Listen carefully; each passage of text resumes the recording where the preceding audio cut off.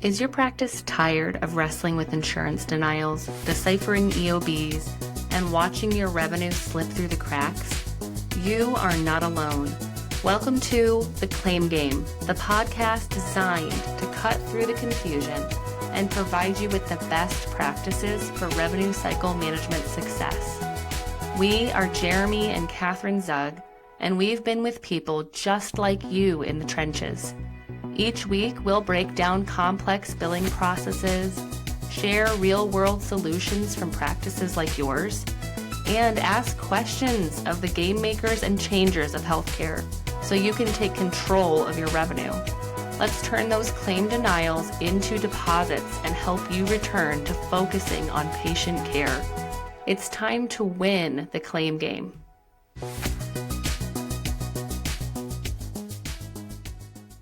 Dan, thanks for coming back on. It's been and I need to have you back on as well soon. Yeah, no, it'd be a lot changes in both of our industries in a year, and so nothing stays the same, I suppose. But it's interesting when you have people back on, the conversation's richer, right? Maybe the audience knows a little bit about who you are, but also you just know each other more, so the conversation's richer. So I've been really enjoying the return folks. Amazing. Well, I appreciate it. And you and I had the chance to connect in a couple different places, right? Mental health marketing. Rest in peace, I suppose. But Nashville yes, that's fun. Right. And you're sponsoring Joe again, right? Yeah. We will be at Group Practice Con 2026 conference. Just you this time? Is it just me? From the company? Yeah, it'll just be me. And It's easy drive. And Catherine has, she's got 3 kiddos that she's managing during the day. So she's not busy at all, Dan. Yeah, she's got nothing to do. Nothing going on. So it's all good. But yeah, how are you? How's Fireside? How am I? So I'm just off to Spain in, in 7 hours or so, 9 hours, something like that. Amazing. So that should be really interesting. I'm going to do part of the Camino de Santiago, which is this walk. The walk, yeah. You're probably familiar now that I think about it. Camino, yeah, of course. You're not doing the whole thing. It's pretty big. I wish I had time, but I think I'm doing 3 or 4 days. So that's a very small percentage of it. That's pretty good, though. Yeah, it is something. You're kind of an adventurer, right? Do people know this about you? That like you're not just the NA guy, right? You're like the get out and like beat the streets kind of guy. I am. When I was in law school, Mad Men was a big thing, and I can remember really relating not to every aspect of Don Draper, but that part of him that says, I'm going to do work. I'm going to do it in an impressive and useful way. And then I'm just going to disappear for a bit. And then he would disappear for long stretches of time. Who knows where he would go? People wouldn't understand why. But sometimes you just know you need a perspective shift. And so there are these moments in life where I certainly don't travel as much as I used to, but travel becomes so valuable as a perspective shifter. And there's something about a long hike like Camino that really will reset you in a nice way, right? Because it's everything in a journey, right? It's exciting, it's hard, it resolves. It's really, really good. So are you just solo? No. So one of my very good buddies just finished medical school. So this is partly a celebration for that. And his dad is coming, and then another friend. And all 4 of us are from my hometown, or like the area around my hometown. So it's fun to reconnect with a sense of home, where I live relatively far away from where I grew up in the East Coast of Canada. I live in Miami now. Right. So it's really cool to reconnect with an aspect of your roots. Oh, that's so fun, Dan. Well, can't wait to hear about that in a few weeks when I see you again, because you're going to go, right? You'll be there? Yep. I will see you at Joe's. What a shift to go from Spain to Traverse City. That'll be kind of fun, though. I mean, those are like beautiful places. So, and then Miami's nice, but yeah. Well, what's new in Fireside's world? Anything you can share? I would say we are getting clearer and clearer on what a good partnership looks like. So I've been thinking a lot about building partnerships. And most of our transactions involve keeping an operator in place with an ambitious growth trajectory that still protects the culture that's been built and ideally improves it. And so in order to pull that off, if you're going to keep working with the operator, the founder, they're not going to leave, then you have to build a good partnership with them. You have to be very aligned. And so thinking a lot about how to do that. And I mentioned to you a little while ago that I have ended up starting doing some sell side work. I will do kind of one or two sell side representations. And there too, it's about partnership creation and thinking about who do I see this person that I'm representing or this set of practice founders, who do I see them partnering with? Who can both add value? Who will connect with them well on a personal level so that we build something that's bigger than the sum of its parts? And that's a fascinating human and business and legal challenge. What are some of the challenges there? I mean, I also, like, if I were to sell a practice, I would absolutely wait until you're available. It's sort of like a contractor. You never hire the contractor that's like available today. You always hire the contractor that's available in 4 months because you know that contractor is busy, and therefore good. So I imagine that's kind of like your schedule, right? Too kind. Yes. Can't do too many of these. No, we sure can't. So what are some of the challenges from the buy and sell side, or the sell side now that you've gotten involved? It's important for me to build empathy with the people that I'm representing. So these are folks who have never worked with professional investors before. And it helps me on the buy side to understand them at a deeper level. When I'm working with them this closely, I can see their fears. And every M&A process is an emotional vortex. I always warn people, both on the buy side and especially the sell side. I warn them, if you're going to do this, you'll be dragons. It's going to be intense. There's no way around that. So seeing people in those tender moments is very empathy building for me as a buyer. I'm very glad I'm doing it. And it can be hard to be with people in those tender moments, but it's important, and it's impossible to do the deals if you can't do that. Oh, that's great. I love that. And it is a tender moment. I think you were just talking about this before we jumped on, but somebody who's like, well, you guys are all about the math. That sentence just shows you the distancing language in your industry, right? Like, that's just pregnant with animosity. Do you feel like that culture 100%. Is like, yeah? Do you feel like that's necessary, or do you find yourself now falling into transactions that are not like that? Is the animosity necessary? Yeah, it's a very good question. I don't know 100%. Every transaction has its own flavor, and so some become more acrimonious than others, and that's probably no accident. Because if the people aren't really the right fit, the deal probably won't get done. And if it does, that's not a good thing. Yeah. So, but I don't know for a fact. I can tell you every transaction has a different flavor. And because it's this emotionally intense moment, the boundaries drop sometimes. And you can see people triggering each other. You can see different aspects of ourselves relating in unconventional ways to other people. So I've seen everything from buyers and sellers totally losing their tempers with each other. I've seen triggers just all of a sudden in people that I've known quite well come out that I've never seen before, because we're all kind of locked in this strange dance together in M&A. So a lot can happen.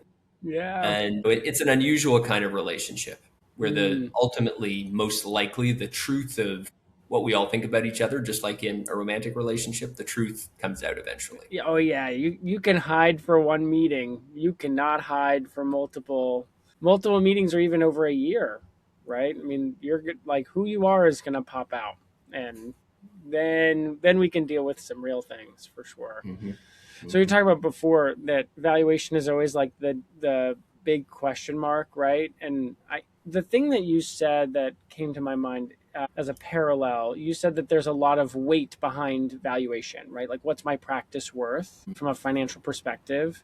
And you said there's a lot of expectation on that. And it feels a little bit like an IQ test, right? Like, people put a lot of weight in that number, right? Talk about valuation and what that means for a practice owner. On one level, if I've been building a business for a really significant percentage of my career and it's valued lower than I feel it should be, that really hurts.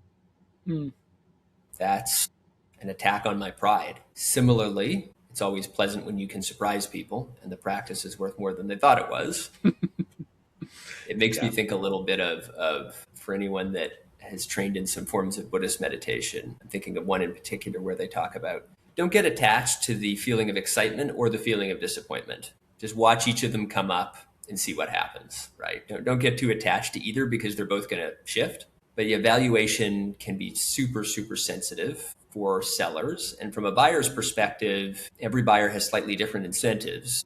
But as investors in a for-profit world, we need to see returns. And so we're super, super sensitive to choices around how capital is allocated. Mm-hmm. And different stakeholders we have may have different views depending on how a deal evolves. It's a diplomatic way of putting it, but everyone is sensitive to valuation. The deal has to feel fair, and it has to feel fair to both parties. It being fair objectively, and then it has to feel fair to both parties. No, that makes total sense, right? Like, as people who deal with allocating resource, like, you want a good deal, right?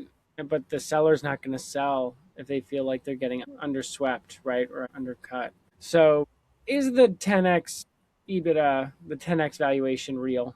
Is that not, that doesn't happen? It would have to be a very unique asset. That's unusual. Would have to come Multiples with, like, tend to be generous, so okay, maybe good for listeners to understand, a multiple is when we're thinking about what is the overall value of a company, we take the profitability and then we multiply it by something. So if your profit is $1 million and you have a 5x multiple, that means your business is worth $5 million. The multiple you get, in theory, comes from the market. So it's just like when you're selling a house, the market at different times is going to say your house should be worth more, right? So the multiples go up or down depending on where the market is. And in mental health and in health in general, the multiples tend to be higher than in some other industries. And that definitely evolves over time. But to see an independent and outpatient practice that we look at, is it worth 10x? It would have to be a very interesting to a buyer, very, very unconventional business where a lot was done extremely well. The operator was excellent. Every box would probably have to be ticked. Which would be very hard. I mean, for anybody who's not done a due diligence anything, it's like the worst test you've ever seen. Like hundreds of boxes would have to be checked in order to achieve that. So yeah, and I've always been told that M&A is like you're timing interest rates and sentiment and market shift and economics of your own business and any other anomaly that comes in and goes. Is there anything uniform about this process? Like, you just gave us one calculation, but in your mind, are there things that practice owners can start to tee up in order to, like, make sure they know right around where their practice is worth? That's pretty hard to do. It is a more complicated conversation. Yeah, but I can certainly give folks, if it's helpful, pointers around some risks to mitigate, some general things. Oh, that's good. Yeah, let's talk about risk. Yeah, how do you mitigate some risk? The big one is payer concentration. One is payer concentration. This has come up a lot for us. So if it's great to be able to generate revenue for you from 70% of your business comes from one payer, and you decide you're either going to cherry pick referrals or you're going to engineer the business such that that payer, which hopefully it has a pretty good reimbursement rate, it's paying for your kid's college. Investors aren't going to think that way.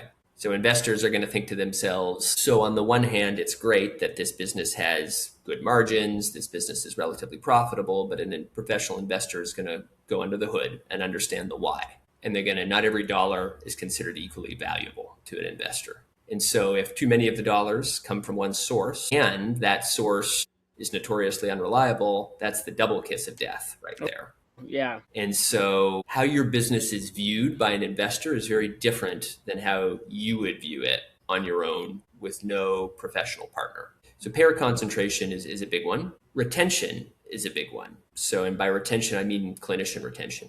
Can you keep your people? Do they like working with you? They've got a lot of different places they can go. The group practice industry continues to grow.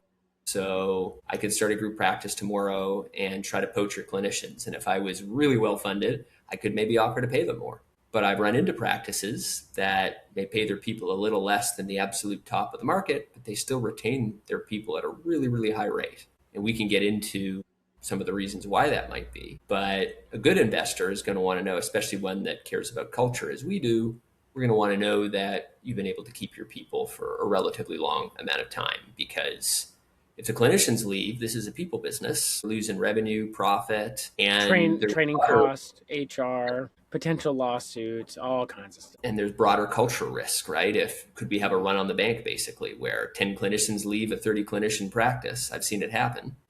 Maybe others leave. Well, then the patients leave, right? Because you can't box the patients in. right? That was always the conversation a few years ago was, oh, I get to keep the patients if the clinician leaves. It's like, no, this is healthcare. Can't do that. That's not a And there's even a thing. special aspect to the therapist patient relationship. Okay, So it that's goes correct. beyond your typical healthcare situation where that relationship is protected in law generally. So not to say it can't happen that sometimes the practice does keep the patient, but there are reasons in mental health why it's tougher than in even other parts of healthcare. Yeah, it's so true, right?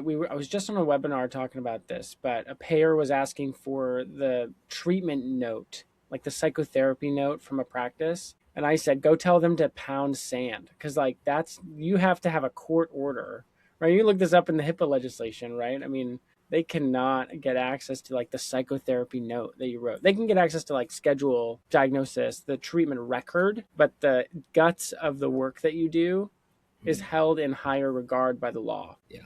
They would have to get one of those special contracts. Oh yeah, And yeah, I mean, it's a I big deal it for is. sure. So don't send your Patient notes. info is sacrosanct. Yep. Yeah, yeah, for sure. And you've seen like when the valuation is good and everything looks good financially. Have you seen founders walk away from like life-changing dollars? Because why? Why would somebody do that? I'm thinking about a couple of instances I can think of. Let's say the business is doing very well and the founder feels the valuation that was agreed to at the beginning of the journey is no longer fair. They think the business is worth more. Maybe the investor doesn't, and now they can no longer align on the value of the business. So that's one thought. That's one thing I've seen. I've also seen founders, and this is rarer, but I'm one instance I can think of where, we offered a founder an extraordinary, like really life-changing amount of money. And they were just so confident and optimistic they could keep growing the business at an exponential rate that they liked us. They saw some value and they felt it would have been just so massively undervaluing what they were doing given their confidence in the trajectory. So it's one thing to think that there's a value difference. Then it's another thing to think, I'm just going to continue to grow this for the next 5 years and it's going to be a monster. So I can Maybe. think of one example like that. Yeah. And can you tell us the end of that story? Did that happen? That deal did not happen. Okay, that deal did not happen. But did they continue to grow at an exponential rate over 5 years? I don't know about 5 years, but I have had an interesting email exchange. And the claim is that the growth is still very strong. Oh, that's good. Good for them. Yeah. Wow. Just because the vibe was off? Like, I don't know about this. No, I don't think it was so much the vibe. I think it was this business is going to be worth so much more. You're offering me a Wow. very legitimate amount of money, but I'm so confident I can grow this and I don't need you for that. Wow. I can just do this on my own and it's going to be incredible and it is going to happen. Like a level of certainty, which was very impressive to me. Because offering the amount of money we offered, there are very few mental health professionals in the country that would turn that down. I mean, almost none would. And I was just so impressed. Of course, made me want to do the deal more. Yeah. But Yeah, right. you got to swallow your humble pie sometimes. And I loved it. I have so much respect for this person. Wow. Wow, wow, wow. I mean, yeah, they have to have a level of certainty that they can do it in order to make that happen. What a cool story, Dan. I love that. Would you recommend that to most people? Like, take yourself out of the buy sell side. If you're sure you can do it yourself, should you turn it down? Or should you weigh the risk that you don't know what 5 years looks like? Well, if you're certain you can do it, that makes the decision easier, doesn't it?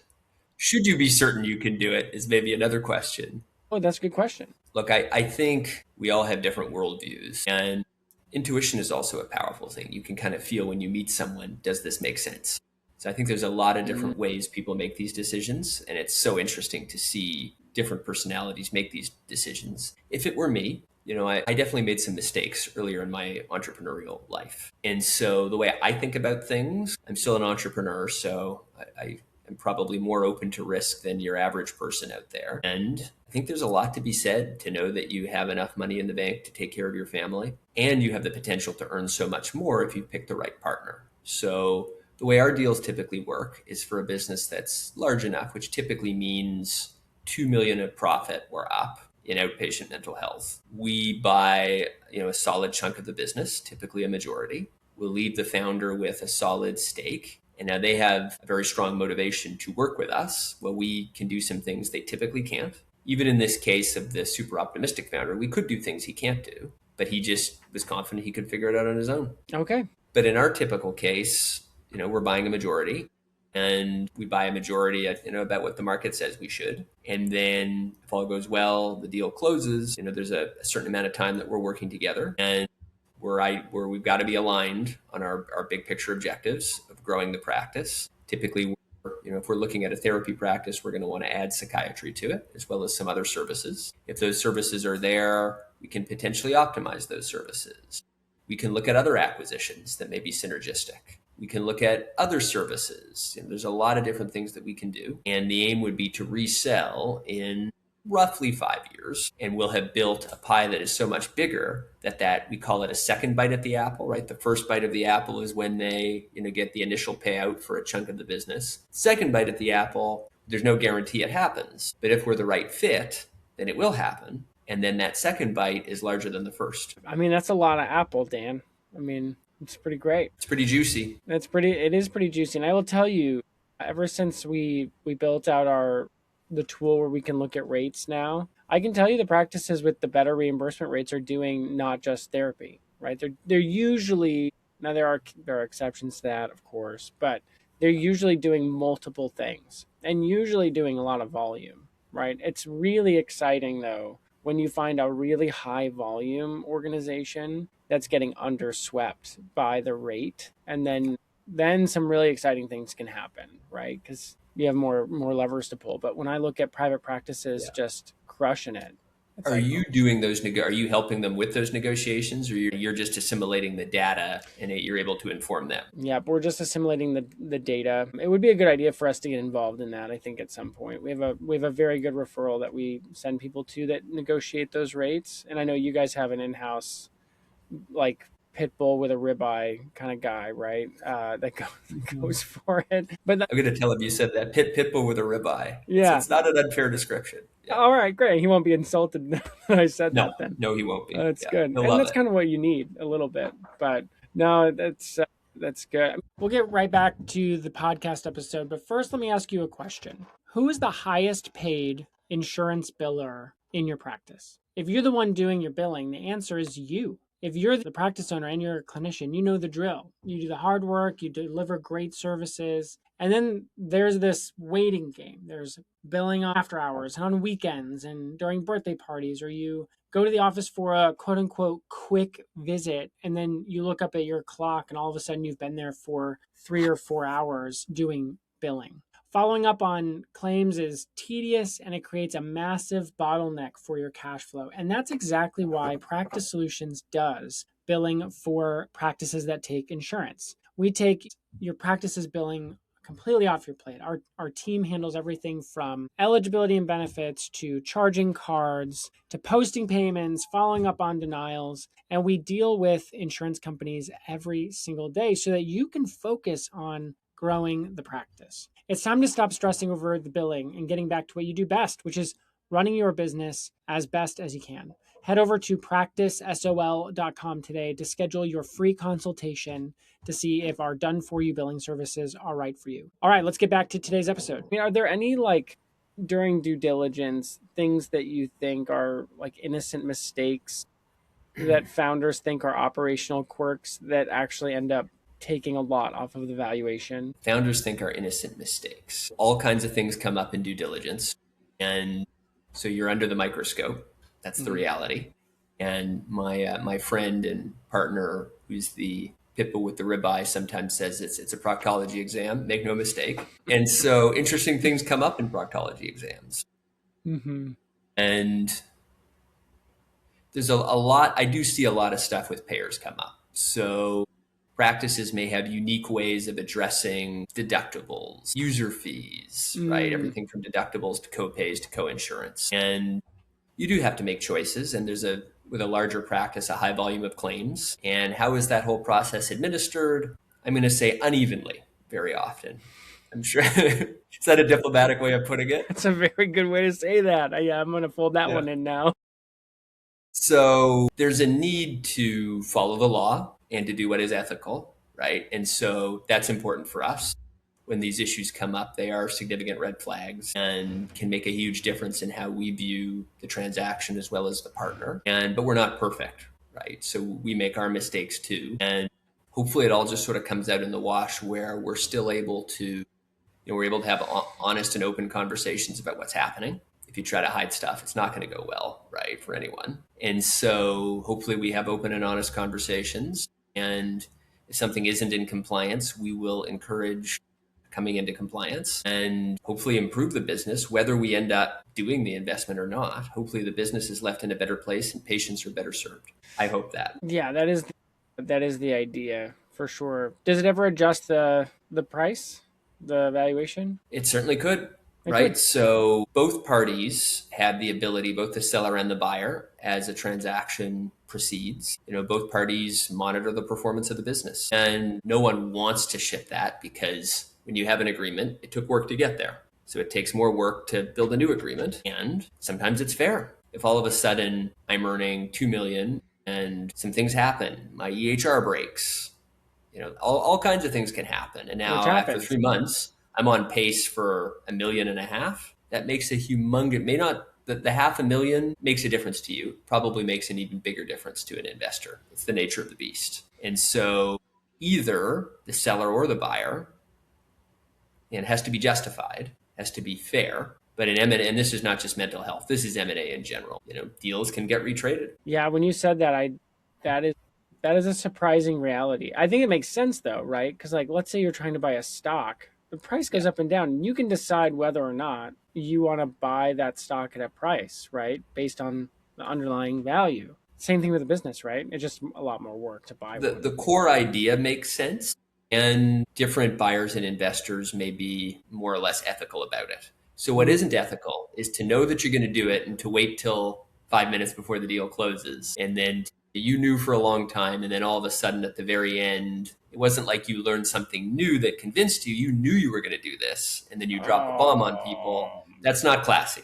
That is not classy. Well, that doesn't sound like you, right? I mean, I don't imagine that would be. We've certainly had to do it. I'm not going to lie. We have had to do it. And we do our best. There's a delicate balance at our end because we want to be fair and give people as much of a chance to right the ship as possible. So sometimes I've delayed too long out of being nice, frankly. And sometimes that's a mistake too. So it's a very delicate balance to find out what's fair. But it isn't our choice. And it's not, it's very easy to just sort of say, you're being greedy.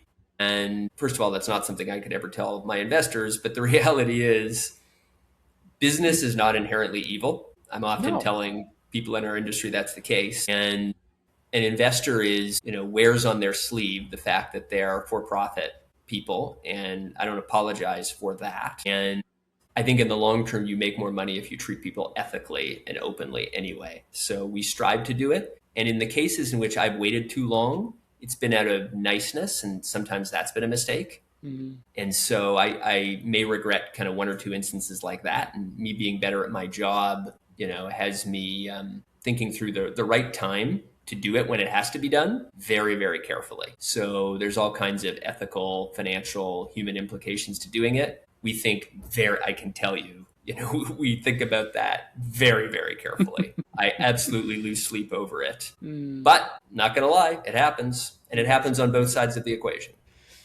Yeah, no, that's true. And yeah, you're right. Business is not evil. There's a really often misquoted verse in the Bible. People say that the Bible says that money is the root of all evil, and it's not. That's not what the Bible says. It's the love of money is the root of all evil. That's right. And that's accurate, right? I mean, it's like money is just the gas in the gas tank to try to accomplish whatever your organization is trying to do. But it's a terrible goal in itself.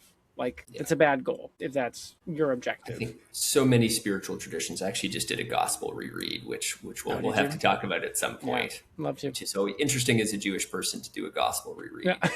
I think a lot of spiritual traditions would emphasize pursuing your purpose and money flowing from that as opposed to chasing the money directly. Yeah, you're going to fall into a lot of problems if you're just chasing the money directly. And you're right. There are a lot of traditions that warn against that for good reason, by the way. So yeah, that's good. Any thoughts on how AI is changing how you look at a practice when on the buy or sell side? One of the things I think about with creating partnerships on the buy or the sell side is the founders' openness to AI, how they're thinking about it. So I see the spectrum of clinician founders that are super open to it, and some that are convinced that it's going to destroy the patient therapist relationship. And I think that that's a spectrum that you see mirrored in society broadly.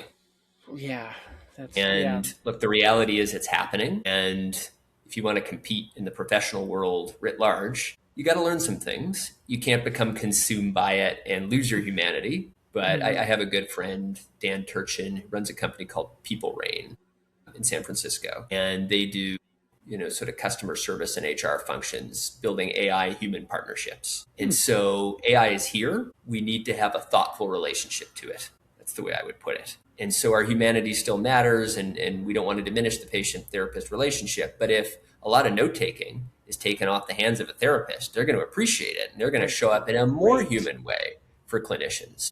And so that's the kind of balance we should generally be striving for. And my experience, with building partnerships, I'm thinking about that spectrum and where are clinician founders on that spectrum. Appreciating that most have some clinical training that for good reason has some risk aversion in it. They want to be sure that a machine isn't going to screw people over. And that matters too, right? All those considerations, I think, apply for someone who's thinking about it thoughtfully. That's a good way to think about it. Yeah, I think note taking is one of the best applications of AI in this industry, for sure. The other one is prior authorization. I mean, did you know that 20% of all healthcare flows through some PA process? I did not, but that's so interesting. And PA is wild changing. Number. Oh, yeah. Hopefully for the better. That's 1 out of every 5 claims, Dan. It's crazy. That is crazy. And more, this is in healthcare generally. Do you know how that number is in behavioral health? Mostly psych testing. Outpatient therapy is not subject to the PA process. TMS is, isn't it? I don't think so. Oh, no. Okay. Yeah, I don't think so. But like if you're going to do like a neuropsych eval, most likely payers are going to ask for some kind of prior authorization. But yeah, and they're going to want to understand what is medically necessary. That's right. That's right. And all that can be automated. And that's great. That's a great thing. So, yeah, I hope it makes everybody's jobs easier. Like, we don't all need to be drafting emails, like there's a robot that can do that for you. Well, I have to give you credit. I see what you do with like your calendar. You sir are very thoughtful about how you're building AI and machine human partnerships in your own company. Yeah, we are. And we want, because billing is like ripe for change, right? And it would be very difficult. I mean, kudos to whoever can do it, right? Like AI, automate all of billing. It's going to be very hard to do because payers can change requirements whenever, right?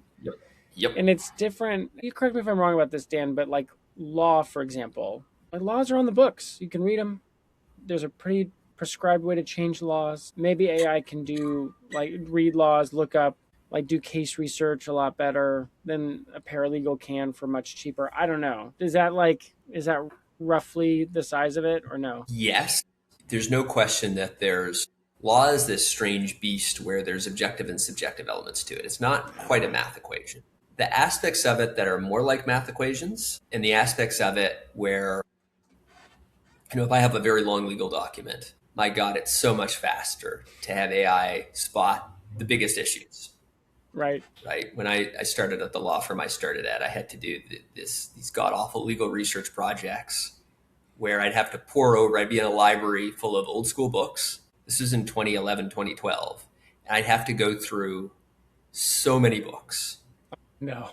Right. So that was painful. I didn't last too long there for probably good reason. Just crushing.